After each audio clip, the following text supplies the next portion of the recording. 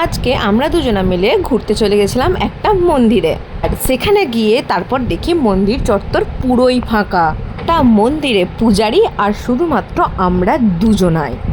গিয়ে দেখি মা লক্ষ্মী, দুর্গা মা এবং সরস্বতী মায়ের আছে এখানে প্রতিমা। আর ঠাকুরকে প্রণাম করার পর তারপরে মন্দির চত্বরটা আমরা দুজনা ঘুরে দেখি। মন্দিরটা ছিল খুবই পরিষ্কার পরিচ্ছন্ন। তারপরেই আমরা ওখানে কিছু ফটো তুলে নিই, আর ফটো তোলার পর প্রচণ্ড খিদে পেয়ে যায়। আর তারপরেই চলে যাই আমরা এখানে পরোটা খেতে। মন্দিরের পাশেই একটা দোকান ছিল, সেখান থেকে আমরা পরোটা আর ঘুগনি সাঁটিয়ে তারপরে চলে যাই আরেকটু কিছুটা দূরে আরও একটা মন্দিরে। এই মন্দিরের চারপাশটা খুবই সুন্দর ছিল।